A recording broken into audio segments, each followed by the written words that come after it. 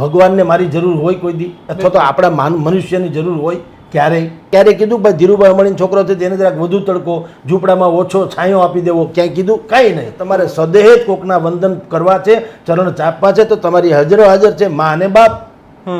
મા બાપથી વિશેષ તો કોઈ આ પૃથ્વી ઉપરનો કોઈ પરમાત્મા છે જ નહીં. એટલે ભાઈ એવું કહેવું જોઈએ કે હા ભાઈ હું આવું છું, હકીકત છે, હું ફ્રી હોઉં ત્યારે આવું, ભગવાનના દર્શન કરીએ, મારા અહોભાગ્ય. પણ મારા માવતર બીમાર હોય તો એને પથારીમાં મૂકીને મારે હાજરી પર હું કામ સંતે મારું નામ બોલાવ્યું? વડતાલ ગાંધીના સ્વામિનારાયણ સંપ્રદાયના ગઢડામાં અહીંયા ત્યાં ગુરુકુલોમાં બધે થયું છે, અક્ષર પુસ્તકનું ઓછું થયું છે, યા તો નથી થયું. આપણે કહેવત છે ને ભાઈ, નોકરી હોય તો સરકારી અને સંત બનવું તો સ્વામિનારાયણનું, એ અમથું નથી કહેતા. કવિ કુआ सब एक है पनिहारी अनेक वर्तन सभी के न्यारे है पर पानी सभी में एक.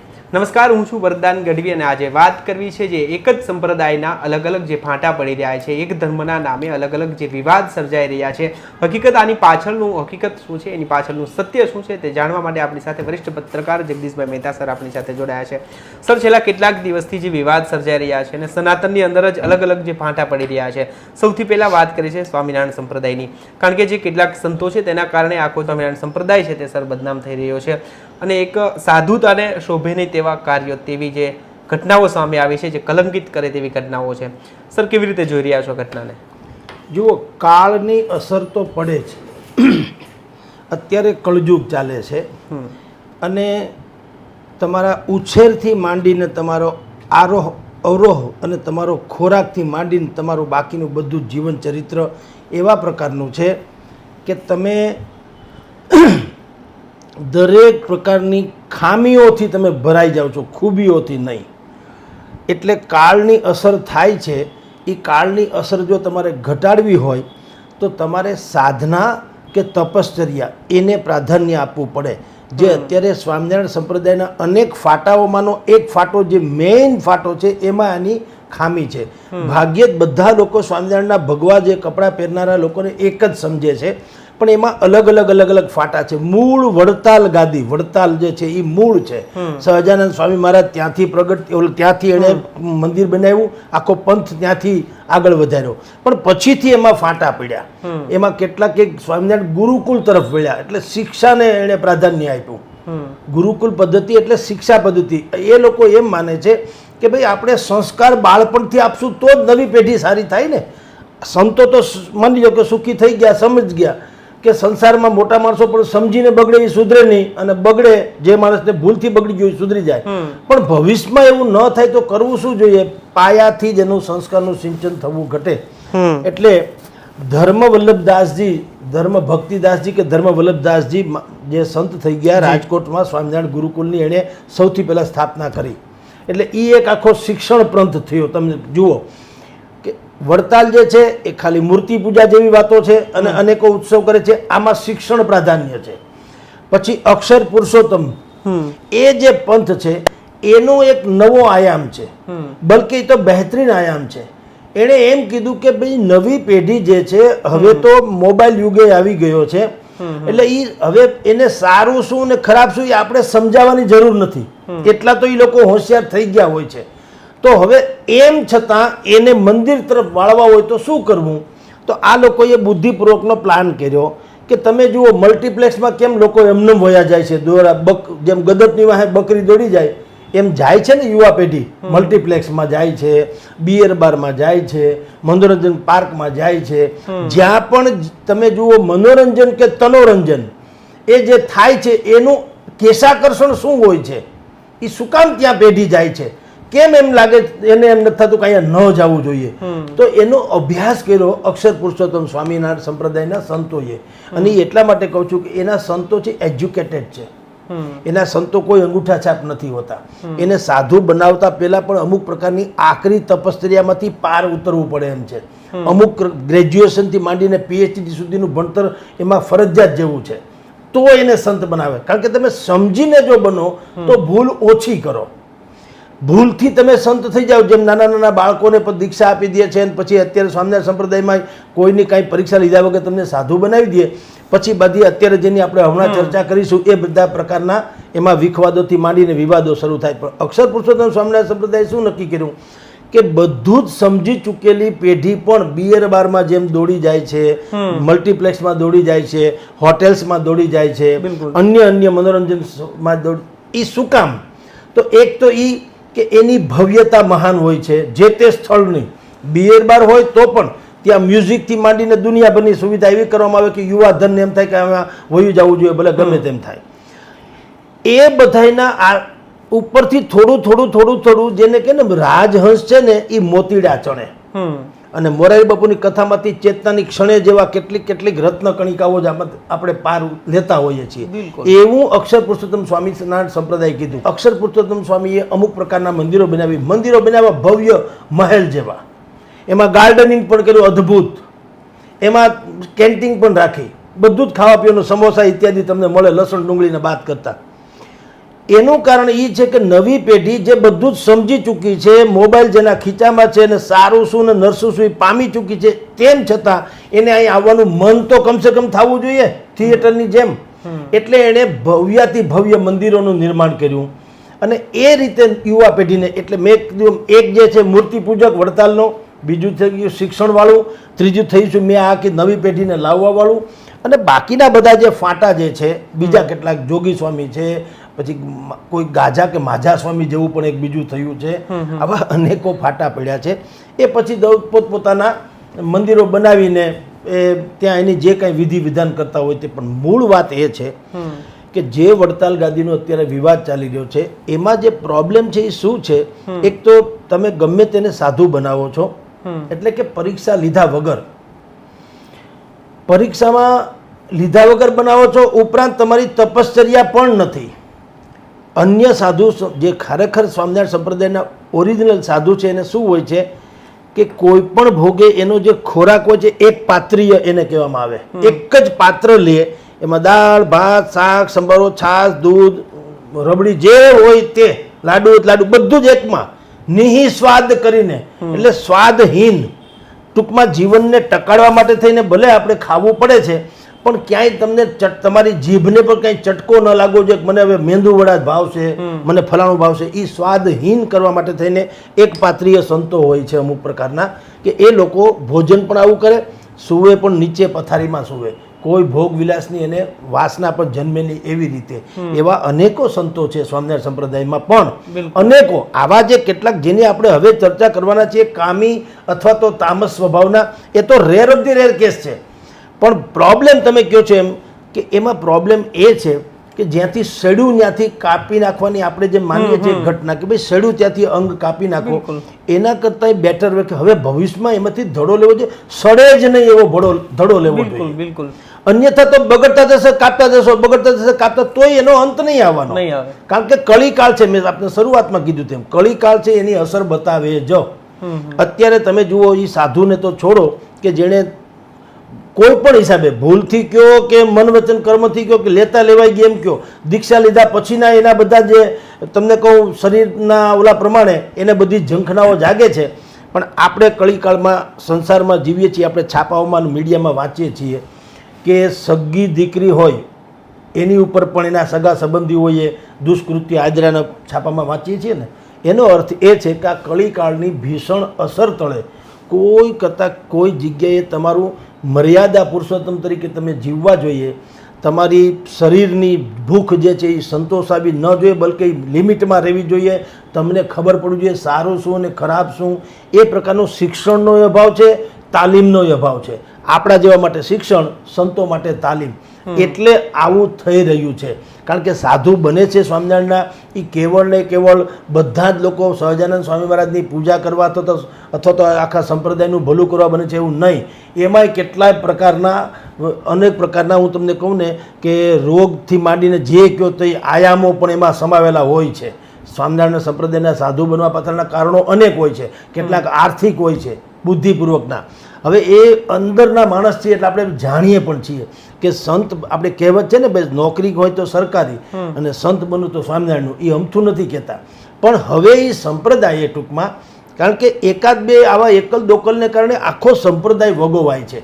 એટલે સંપ્રદાય હવે શું કરવું જોઈએ? કઠોરમાં કઠોર નિર્ણય કરીને પરીક્ષામાં જે પાસ થાય એવા લોકોને સંત બનાવવા જોઈએ, જે અત્યારે મેં કીધું તેમ અક્ષર પુરુષોત્તમ સંપ્રદાયવાળા કરી રહ્યા છે. એનું રેર આજ સુધીમાં એનું કોઈ દિવસ આવું બહાર આવ્યું નથી, કમસે કમ બહાર નથી આવ્યું એમ કહું છું. આપણે ક્લીન શીટ ન આપીએ કોઈને, પણ આજ સુધીમાં જેટલા પણ આવ્યા છે એ બધા તમે જુઓ, વડતાલ ગાદીના સ્વામિનારાયણ સંપ્રદાયના ગઢડામાં, અહીંયા ત્યાં ગુરુકુલોમાં બધે થયું છે. અક્ષર પુરુષોત્તમ ઓછું થયું છે યા તો નથી થયું. તો સંતોએ હવે એના જે મેઇન જે ધર્માચાર્યો છે એણે આ સુધારો કરવો રહ્યો. નહીં તો એક સમય એવો આવશે કે માણસને જ્યારે તિરસ્કાર થઈ જશે તમને, તો પછી પ્રજાને માટે બધું સરખું, લાલ લુગડું જોઈને ગોધો ભડકે એમ તમારા કેસરી કે આવા પ્રકારના કપડાં જોઈને સમાજ તમને ભડકશે અને સજા પણ કરશે. તો આખો એક ઉમદા સમુદાય છે, સંપ્રદાય છે, એનું પણ નિકંદન નીકળી જશે. સર, અત્યાર સુધી એવું હતું કે આવી ઘટનાઓ છે તે બહાર નહોતી આવતી, અને એક ઘટના બહાર આવી ત્યારબાદ આપણે છેલ્લા ઘણા દિવસથી જોઈએ દરરોજ એક ઘટના સામે આવી રહી છે. એનો મતલબ કે ભૂતકાળમાં કદાચ અનેક વખત આવી ઘટનાઓ બની છે, એટલા માટે કદાચ આજે ઉજાગર થઈ રહ્યું છે. પરંતુ અત્યાર સુધી હરિભક્તો છે કદાચ ક્યાંક ને ક્યાંક મૌન હતા, પરંતુ હવે હરિભક્તો ખુદ મેદાને આવ્યા છે. અને આપણે બીજી તરફ જોઈએ, જે ઉપલેટા પાસે ઘટના બની છે, હોસ્ટેલ આજે આજના એક દિવસમાં અડધી ખાલી હોસ્ટેલ થઈ ગઈ છે. લોકોને ક્યાંક ને ક્યાંક હવે હરિભક્તોને પણ ક્યાંક ભરોસો ઉઠી જતો એવું લાગે સર. એ આપણું સ્મશાન વૈરાગ્ય જેવી વાતો છે. અત્યારે બધા જ ખાલી થઈ ગયા, વળી પાછા કોઈક બે સાધુ આવીને સમજાવી જશે એટલે વળી પાછા ગોઠવાઈ જશે. હું એમ કહું છું કે આપણો પણ વાંક છે. આપણો એટલે હરિભક્ત કયો કે નાગરિક કયો, આપણો પણ વાંક છે. આપણી જે સહન કરવાની ટેવ છે અથવા તો પ્રથા છે, એને કારણે બાકી બધું જ ફૂલે ફાલે છે. તમે રણમાં જો ખાતર નાખો ને તો ક્યાંક કોટો ફૂટે, બિલકુલ, પણ તમે ખાતર નાખ્યું તો ને, સમજી લ્યો. એટલે ભીનાશ નામની જે શબ્દ છે, જેને આપણે લાગણી કહીએ છીએ, એને આપણે અંધભક્તિમાં પરોવી દઈએ છીએ. તમે ક્યાંય સાધુ સંતોએ આવું કર્યું છે, તેમ છતાં ભલે બધા ખરાબ નથી, પણ એક વખત નાગરિક એટલે કે હરિભક્ત તરીકે તમારે કેવું જોઈએ, ત્યાં કાળો કાગડો ફરકવો ન જોઈએ. આરતીમાં સાધુ સિવાય કોઈ ન હોય એવું એક અઠવાડિયું કરો તો એ લોકોને ખ્યાલ આવી જાય કે આપણો તિરસ્કાર પણ થઈ શકે. થાય છે કેવું કે જે પીડિત છે એનો પરિવાર ન આવે અને એની ભેગા જે રહી જાય એ પ્રદર્શન કરે, હાય હાય સાધુ, હાય હાય વગેરે કરીને, એ પિકેટિંગ કે પ્રદર્શન કે દેખાવો કે જે કરે એ લોકતાંત્રિક ઢબે કરે. પછી શું થાય છે તમને કહું તો, ત્યાં ભીડ તો એવી ને એવી જ, મંદિરમાં આરતીથી માંડીને બધી પ્રસંગોમાં ભીડ એવી ને એવી. વળી સંતો નીકળે એટલે વાળા પછી આપણે પગે પડવા માંડવાના, એને કાંઈ ટૂંકમાં ફેર પડતો નથી. હવે રહ્યા કોણ? જે પ્રદર્શન કરે છે એને સમજાવવાની વાતો છે.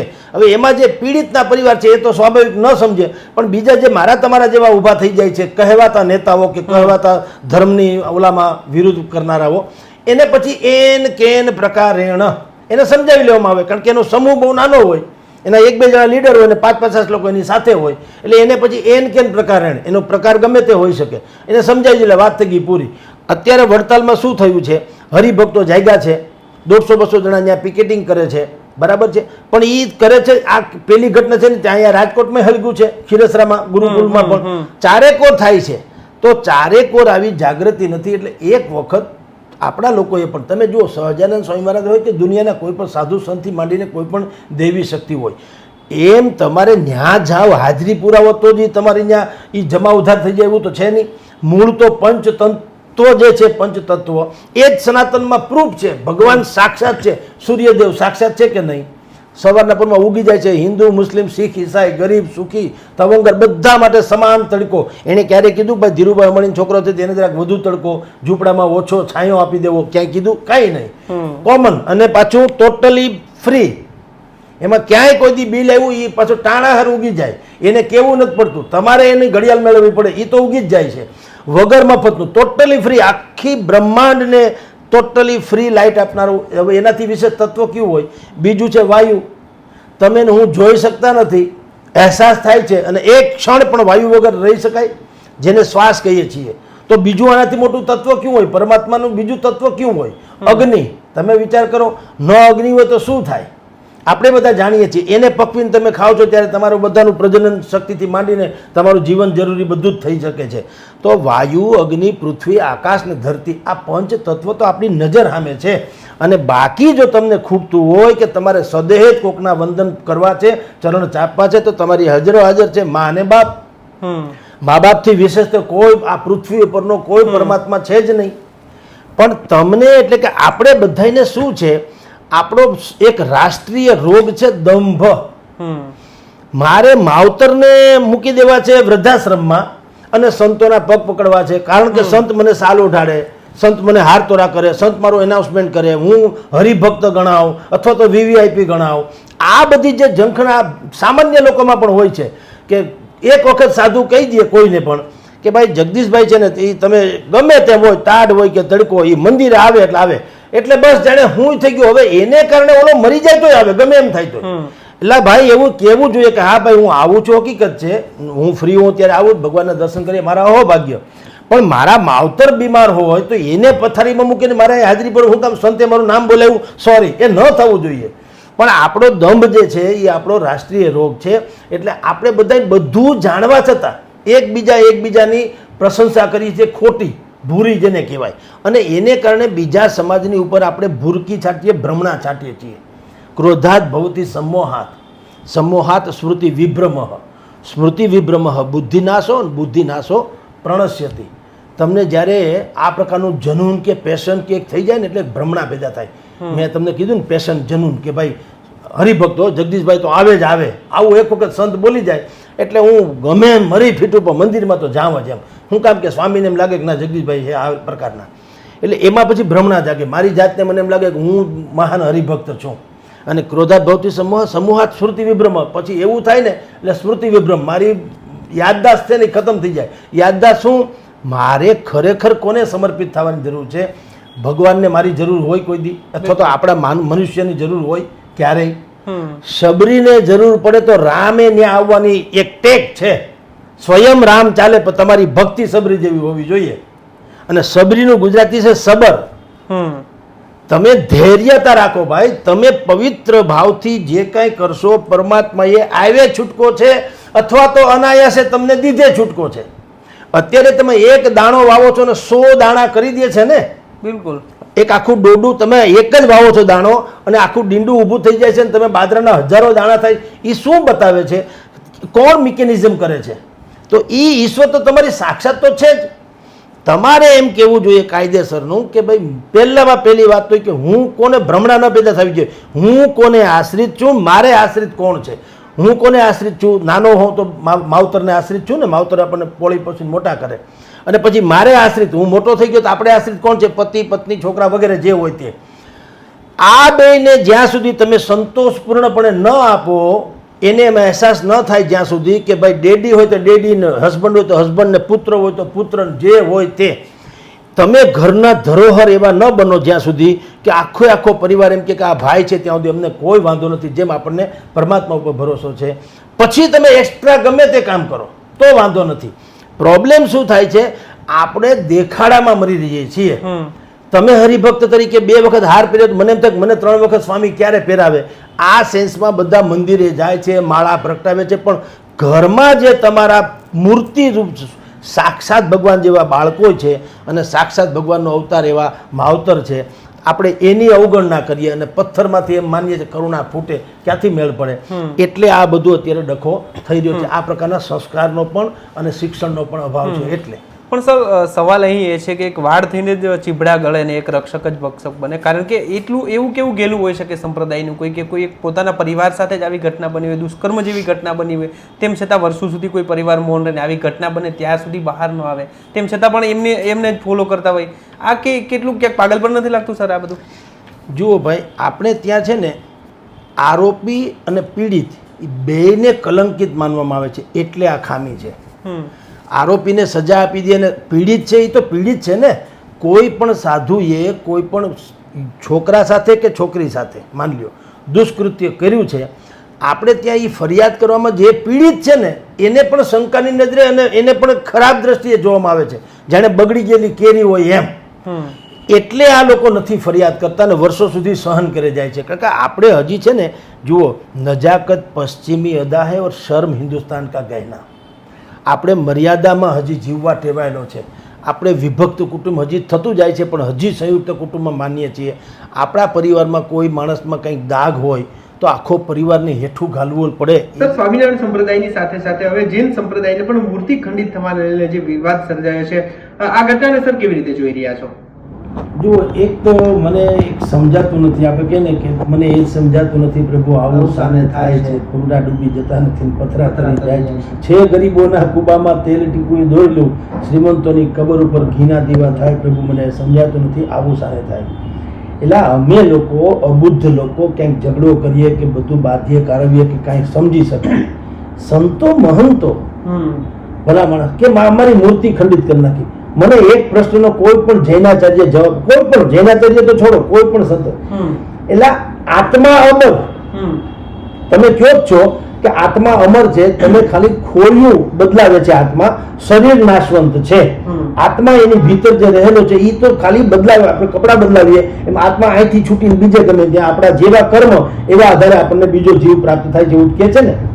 તો જો આત્મા અમર હોય તો પરમાત્મા ખંડિત કઈ રીતે? મને સમજાવો. આ તો પરમાત્મા છે ને. મહાવીર સ્વામી તીર્થંકર જે છે, જેનો અત્યારે વિવાદ ચાલે છે, એ તો સ્વાભાવિક પરમાત્મા જ છે. તો મા અંબા હોય, મા ગાયત્રી હોય, ગણપતિ હોય, શંકર હોય, મહાવીર હોય કે કોઈ પણ હનુમાનજી હોય, એની મૂર્તિ કોઈ ખંડિત માની લો કે કરી નાખે તો એ મૂર્તિ તો એક કોઈ પણ પ્રકારની ધાતુની મૂર્તિ છે. તમારી લાગણી તો અખંડિત છે જ. તમારી લાગણી તો અખંડિત છે ને, એમાં તો કઈ ખામી નથી આવતી. તો તોડી નાખી તો બનાવો પાછી કોઈ ફરક નહીં. અલબત્તા એક વખત જો તમે એવું કરશો, કારણ શું છે?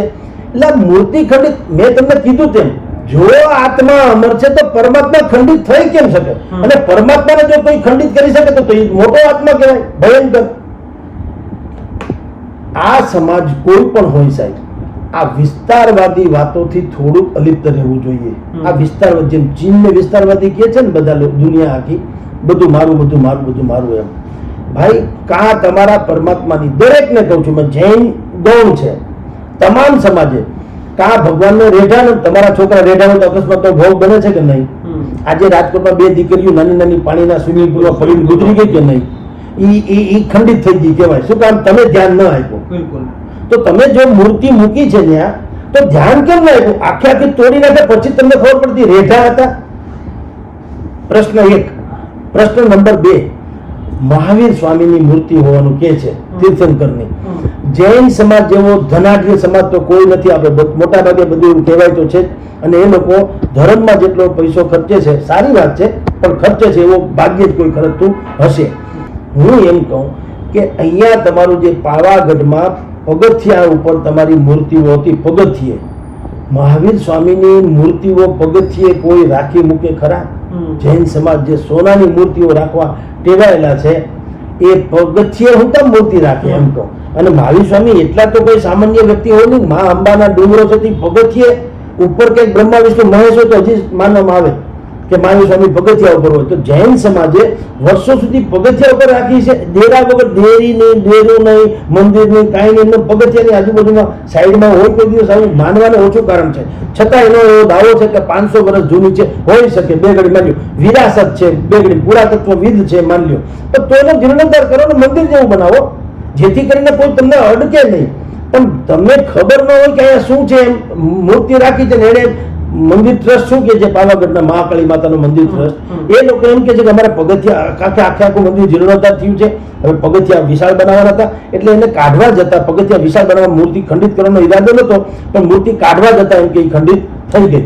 તો મને એમ થાય કે ભાઈ, જો તમારી મૂર્તિ છે એટલે કે તમારા ભગવાનની છે, ભગવાન હવના છે, બધા સનાતની છે. આમ જુઓ તો જૈન સમાજે એક વખત ભલે બંધારણની રીતે કહી દીધું હતું કે અમે હિન્દુ નથી, અમે માઇનોરિટીમાં આવીએ, હિન્દુ નથી એવું એને કીધું, પણ એનું જે આચરણ બધું છે એ હિન્દુ સાથે છે. કોઈ એને હિન્દુથી પર માને નહીં. એમ તો શીખ પણ એમ કે છે કે અમે હિન્દુ આમ નહીં, પરંતુ એ તો હિન્દુ તો છે જ, આપણે જાણીએ છીએ. એ રીતે કહું છું કે આ જૈન સમાજ છે ને, વિસ્તારવાદી બાબતોથી થોડુંક દૂર રહેવું જોઈએ. આખે આખો પાલિતાણાનો શેત્રુંજય પર્વત તમારો છે, ઓકે, એ ગિરનારનો પણ ડખો ચાલે છે, એ વિવાદ એ મોટે પાયે ચાલે છે. અહીંયા પણ સમેત શિખર ઝારખંડમાં ચાલે છે, હવે આ પાવાગઢમાં ચાલે છે. જ્યાં પર્વતમાળાઓ છે ત્યાં તમારો વિરોધ ક્યારે થાય છે અને વિખવાદ શું થાય છે? અત્યારે હવે તો સમાધાન થઈ ગયું પાવાગઢનું. જૈનાચાર્યો બધા ઉતરી ગયા હતા ઉપવાસ ઉપર કે જે કાંઈ પ્રદર્શન માટે, કે હવે તો આ મૂર્તિની પ્રતિષ્ઠા પુનઃ થાય તો જ. હા, નહીં તો ના. હર્ષ સંઘવીએ કીધું કે અમે ભાઈ પાછી પુનઃ પ્રતિષ્ઠા કરાવી દેશો. પણ હું એમ કહું ભાઈ, એવી રેઢી શું કામ મૂકો જેથી કરીને તમારી પણ લાગણી દુભાય ને વળી પાછું આપણામાં વહેમનસ્ય જાગે? એવું શું કામ? હવે ઘડી બે એકબીજાની વિરુદ્ધમાં બોલી લીધા. મહાકાળી મંદિર ટ્રસ્ટે બોલી લીધું, જૈનાચાર્યએ બોલી લીધું. અને જૈન તો અહિંસાના પૂજારી, પર્યાય શબ્દ છે અહિંસાના, બેસ્ટ ઓફ ધી બેસ્ટ. તો એની પાસેથી તો એણે શું કરવું જોઈએ, માની લો જૈન સમાજે એની સાધનાથી જ એને આ વાત જે છે ને સ્વીકૃત બનાવવી જોઈએ. એને આવું છાજે નહીં જે અત્યારે કરી રહ્યા છે તે, આવું તો બીજા અન્ય સમાજ કરે છે. તમે તો અહિંસાના પરમ પૂજારી છો. મહાવીર સ્વામીની આટલી મહાન, જેને કહી શકાય વિરાસતના તમે સંતો જુઓ. તમારે કેવું જોઈએ કે અમારી લાગણી દુભાણી છે, અમે અહીંયા ભૂખથી માંડીને જે અમે કષ્ટદાયક અમે અહીંયા તપ કરીશું અને એનો નિર્ણય લાવીશું, આવું અમે કરવું જોઈએ. પણ હવે અમે જોઈ લેશું અથવા તો અમે કંઈ કમ નથી ને એવું બધું જ્યારે બોલવાની વાતો આવે છે ને છીછરી લાગે. એટલે આનો ઉકેલ એ છે ભાઈ કે સનાતન ધર્મના જેટલા પણ પાયા છે, હિન્દુ એટલે કે જૈન છે, સ્વામિનારાયણ સંપ્રદાય છે, આ વૈષ્ણવ સંપ્રદાય છે, આપણે સનાતની છે જે શંકર ભગવાન, ગણેશ ભગવાન વગેરેને માને છે, માતાજીઓને માને છે, આ બધા એક જ કુંભાના એટલે કે એક જ ફૂલ ગુચ્છાના બધા અલગ અલગ ડાળીઓના ફૂલ છે. બધાએ એકબીજાની સામે ટકરાવવાનું બંધ કરવું જોઈએ. કારણ એવું છે કે સમય બહુ જ વિકટ આવી રહ્યો છે અને જેટલું તમારામાં તિરાડો પડશે એ આખો ડેમ તોડવા માટે કાફર થઈ જશે, કાફી થઈ જશે. માટે આ વિસ્તારવાદી વાતો જે તમને મેં કીધી એમ જૈન સમાજનો અત્યારે વિવાદ ચાલે છે, કાં એણે એવી રીતના રેઢા મૂકવા ન જોઈએ કે તમારા મંદિરને કોઈ ખંડિત ક્યારે કરી જાય. એ રેઢું હતું તો ને કોઈ એ ખબર ન ખંડિત તમારી નજરાને તમે થવા દો એમ છો નહીં. તો એનો અર્થ એમ છે કે તમે એમાંથી કંઈક નજર અંદાજ કરી ત્યારે એને કોઈ ખંડિત કરી તો તમે ક્યાં હતા મારું કહો તો એ લાગણીનું શું. એટલે હવે એમ કહેવાની જરૂર છે કે આ બધું તમે જેમ કે આત્માને તમે મેઇન ફોકસમાં રાખો કે ભાઈ આ પરમાત્મા છે. કોઈ એક નાની મોટી મૂર્તિ તથાકથિત રીતે ખંડિત થઈ જાય તો એને સિમ્પલી કહીને પાછું અવતરને પુનઃસ્થાપિત કરી દો, કોઈને વાંધો નથી. પણ આ દેકારો કરો એમાં બીજા એનો લાભ લે છે. એટલે સનાતન ધર્મને હવે સૌથી મોટી જો કોઈ પણ આવશ્યકતા હોય તો એ આંતરિક સમજણની જરૂર છે. અન્યથા વિખવાદને કારણે બધું જ સત્યાનાશ થઈ જશે. સર ખૂબ ખૂબ આભાર અમારી સાથે જોડાયા હતા. તો આદા જગદીશ મહેતા સર જે રીતે તેમણે વાત કરી કે ભાઈ એક જ દાળના બધા ફૂલો છે ને ક્યાંક ને ક્યાંક હવે એક જ ધર્મના અલગ અલગ ફાંટા પડી રહ્યા છે. જો કોઈ સ્વામિનારાયણ સંપ્રદાયની પણ સરે જે રીતે વાત કરી કે ભાઈ જે કોઈ આવા કૃત્ય કરી રહ્યા છે તેમની સામે આખરી કાર્યવાહી થવી જોઈએ જેના કારણે આવા વિવાદોનો કાયમી માટે અંત આવે. તો ત્યાર બસ આટલું જ. ફરી મળીશું વાત ગુજરાતી પર.